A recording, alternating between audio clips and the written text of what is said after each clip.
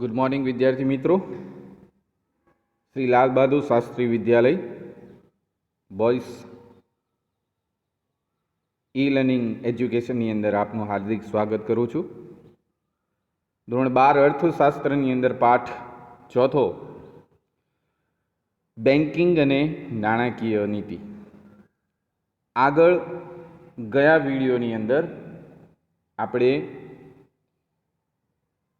વેપારી બેંકનો અર્થ અને તેના કાર્યો અને ગૌણ કાર્યોની આપણે ચર્ચા કરી હતી. આજે આપણે સમજીશું મધ્યસ્થ બેંકનો અર્થ, કે મધ્યસ્થ બેંકનો અર્થ એટલે શું. પણ મધ્યસ્થ બેંક એ તમને ખ્યાલ જ છે કે સર્વોચ્ચ બેંક છે. આખા ભારતની જો મધ્યસ્થ બેંક અથવા તો મોટી બેંક કહેવાય છે RBI, reserve bank of India, તેને મધ્યસ્થ બેંક તરીકે ઓળખાય છે. તે સર્વોચ્ચ બેંક તરીકે ઓળખાય છે. આ વિકલ્પ પૂછાઈ ગયેલ છે, તમારે યાદ રાખવાનું. તેની કામગીરી સંચાલન કરવાનું, મૂલ્યાંકન કરવાનું, અંકુશ કરવાનું, એટલે કે ફુગાવો કે મંદી હોય તે સમયમાં આરબીઆઈ પોતાના સમય અનુસાર વ્યાજમાં વધારો અને ઘટાડો કરે છે. તો તેનો અર્થ સમજીએ. આરપી કેન્ટના મતે, પ્રોફેસર આરપી કેન્ટ, અર્થશાસ્ત્રી આરપી કેન્ટના મતે મધ્યસ્થ બેંક એટલે એવી સંસ્થા કે જેને દેશના પ્રજાના સામાન્ય હિત માટે, કેવી સંસ્થા કે જેની દેશના એટલે કે પ્રજાના સામાન્ય હિત એટલે કે ગરીબમાં ગરીબ વ્યક્તિ હોય તેના માટે અર્થતંત્રમાં નાણાંના જથ્થા એટલે કે નાણાંનું પ્રમાણ, નાણાંના જથ્થાના વિસ્તરણ અને સંકોચનની જવાબદારી સોંપવામાં આવી હોય તેને મધ્યસ્થ બેંક કહે છે. ફરીથી આ વિસ્તરણ અને સંકોચનમાં અંડરલાઈન કરી છે, તમે સમજો છો.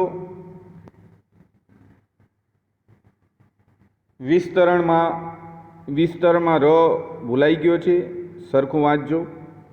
વિસ્તરણ અને સંકોચન ની જવાબદારી. વિસ્તરણ એટલે શું? વધારે, નાણાંના જથ્થામાં વધારો કરવો, અને સંકોચન, નાણાંના જથ્થામાં સંકોચન, ઘટાડો કરો, તેની પૂરેપૂરી જવાબદારી સોંપવામાં આવે છે. તેને કહેવાય છે મધ્યસ્થ બેંક.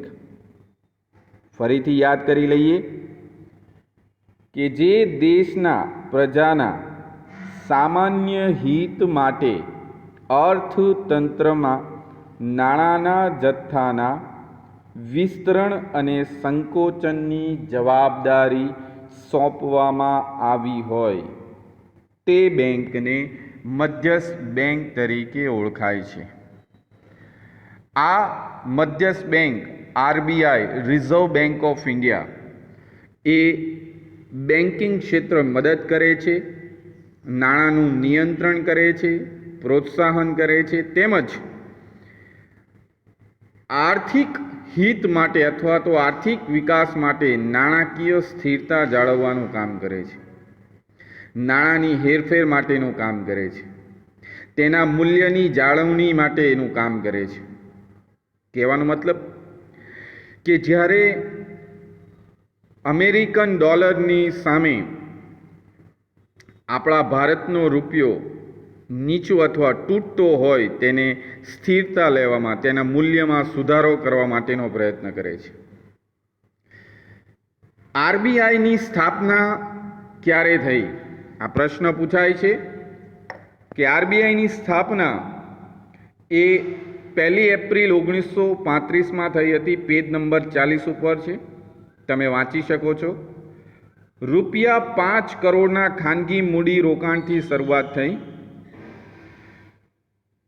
જ્યારે જાન્યુઆરી 1 જાન્યુઆરી 1949ના દિને આરબીઆઈનું રાષ્ટ્રીયકરણ થયું.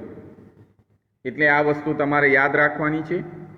પછી આપણે નવો મુદ્દો લેશું કે સ્થાપના ક્યારે થઈ? 1 એપ્રિલ 1935.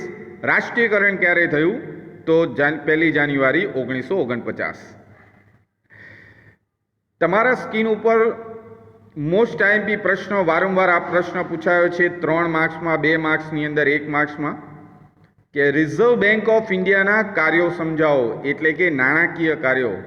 એમાં પહેલું આવે છે ચલણ બહાર પાડવાનું કાર્ય, બીજું છે સરકારની બેન્કર તરીકેનું કાર્ય, પછી આવે છે નંબર 3 બેંકોની બેંક તરીકેનું કાર્ય, અંતિમ સહાય તરીકેનું કાર્ય, નંબર 4 શાખ નિયંત્રણની કામગીરી, નંબર 5 વિદેશી હુંડિયામણની જાળવણીનું કાર્ય. તો આપણે હવે એક 1 બાય 1 સમજી લઈએ કે પહેલું શું છે. ચલણ બહાર પાડવાનું કાર્ય કોણ કરે છે? કે આરબીઆઈ. પરંતુ અહીંયા સમજો,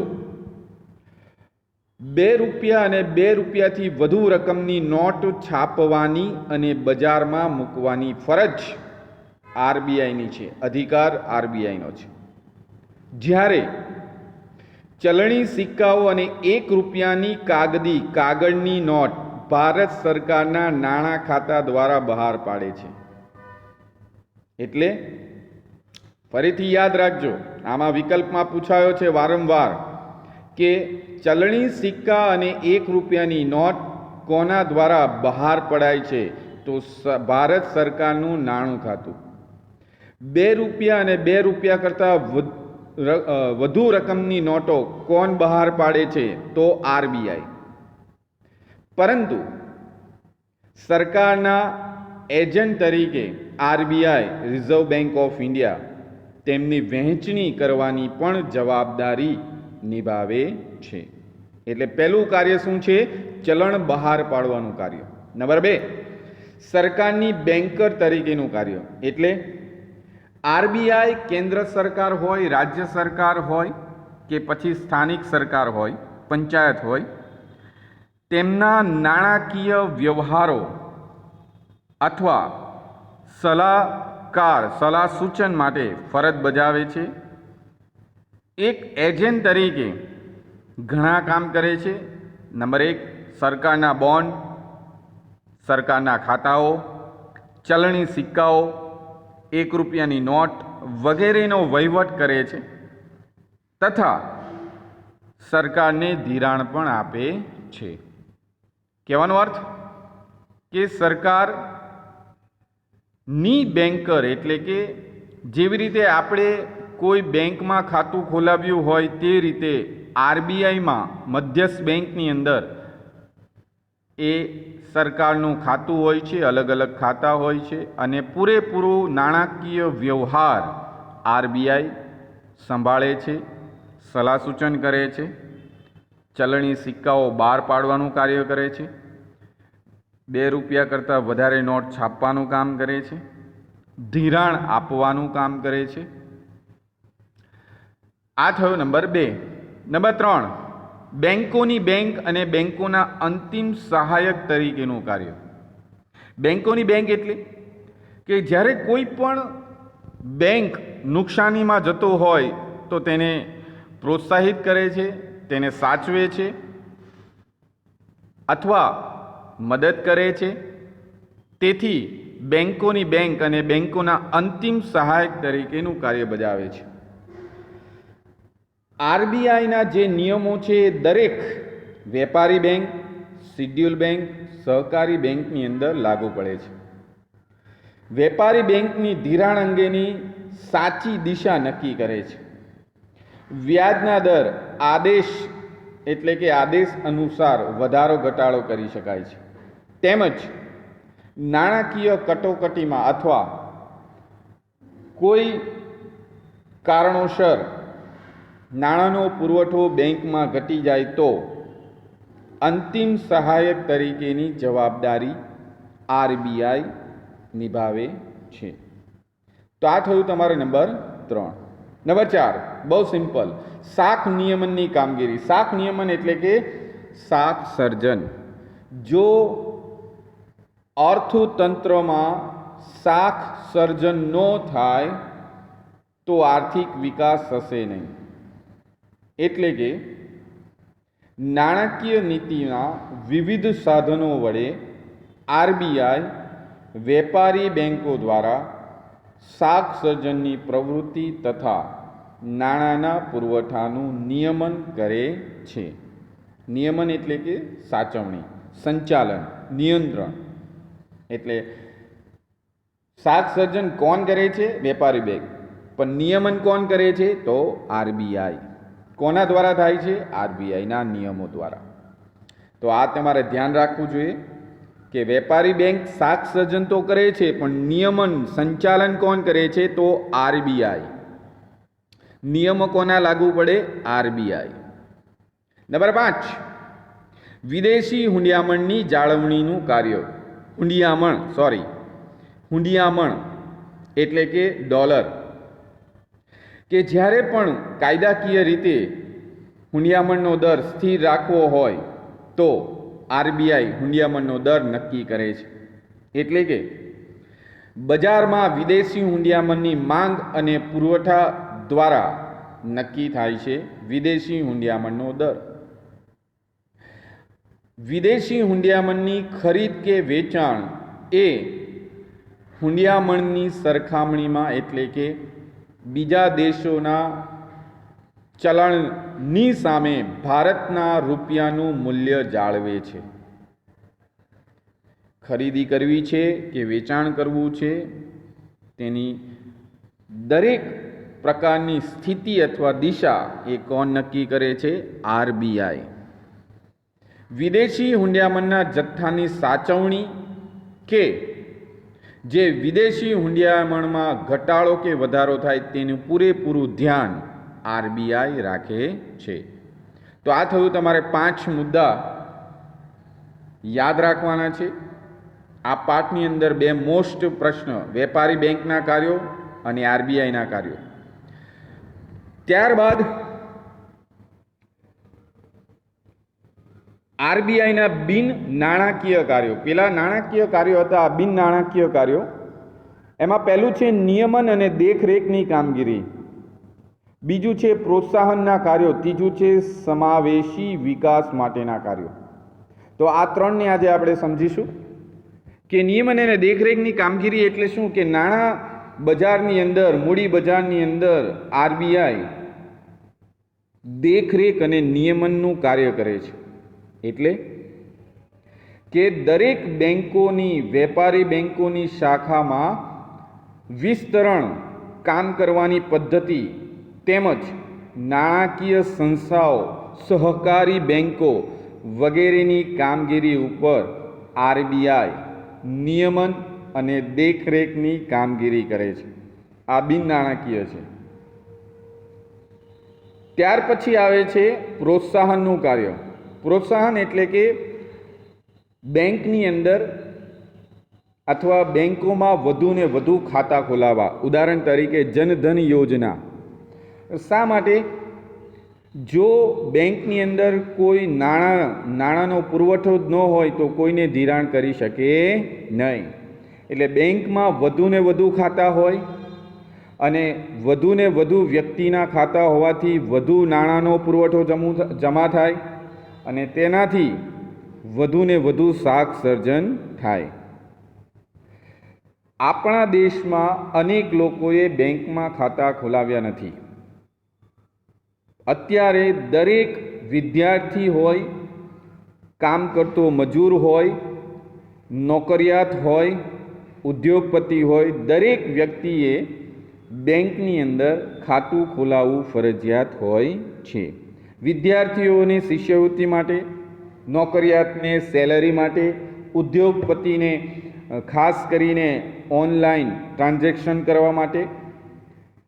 પરંતુ નાણાંનું મૂલ્ય તેમજ રાષ્ટ્રીય આવક સાચવવા માટે અથવા જાણવાની મુશ્કેલીઓ માટે આ પ્રોત્સાહનના કાર્યો થાય છે.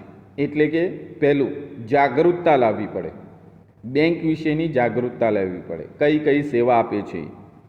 ગામડાઓમાં બેંકોની વધુ શાખાઓ ખોલાય તેવો પ્રયત્ન કરે, એટલે પ્રોત્સાહન આપવું જોઈએ ગામડામાં સૌથી વધારે.